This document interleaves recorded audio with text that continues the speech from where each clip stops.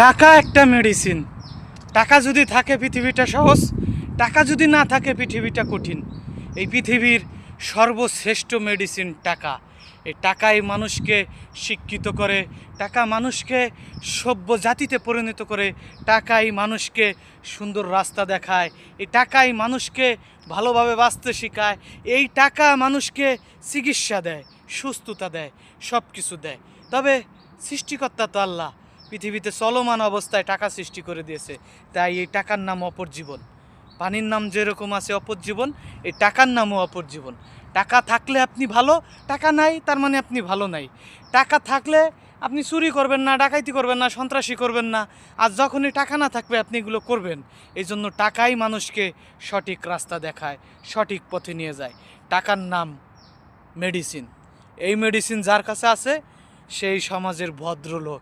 টাকা মানুষকে এমপি বানায়, মন্ত্রী বানায়, মিনিস্টার বানায়, টাকা মানুষকে চেয়ারম্যান বানায়, টাকা মানুষকে ব্যবসায়ী বানায়, চিন্তার চেতনার একজন ভদ্রলোক বানায়, বুদ্ধিজীবী বানায়। যদি টাকা না থাকে, আপনি শিক্ষিত, বিসিএস কমপ্লিট, আপনার পকেটে 10 পয়সাও নাই, কুত্তের দাম আছে, আপনার কোনো দাম নাই নাই নাই নাই নাই। টাকা একটা মেডিসিন ভাই। টাকার নেশা বড় নেশা। এই টাকার ঘ্রাণ যার ভিতরে আছে, টাকার ঘ্রাণ একবার যে পায়, এই টাকায় করোনার সময় কাউকে দেখছেন এই টাকা দূরে ফেলাই দিতে? দেখেন নাই। টাকায় স্যানিটাইজার করেন নাই, এ টাকায় গোলপ লাগায় নাই, এ টাকায় কিন্তু মাস্কও লাগায় নাই করোনার সময়। ওই যার করোনা হয়েছে হে ওটা আনিছে, যে ডাক্তারে চিকিৎসা করছে হে ওটা আনিছে। টাকা কিন্তু সবাই ধরছে। ছোঁয়াছুঁই রোগ বলতে শব্দ, বোঝেন নাই বিষয়টা? যদি ছোঁয়াছুঁই রোগ হইতো তাহলে এই টাকা পৃথিবীর কেউ ধরতো না। যার ক্যান্সার হয়েছে সেও টাকা ধরতেছে, যার ক্যান্সার হয় নাই সেও টাকা ধরতেছে। এই টাকা সারা দুনিয়া বইরে ঘুরতেছে। মহান সৃষ্টিকর্তা সব কিছুর মালিক। টাকার নাম মেডিসিন, অপর নাম মেডিসিন। পানির নাম মেডিসিন, অপর নাম পানি। পানির একটা জীবন, টাকার একটা জীবন।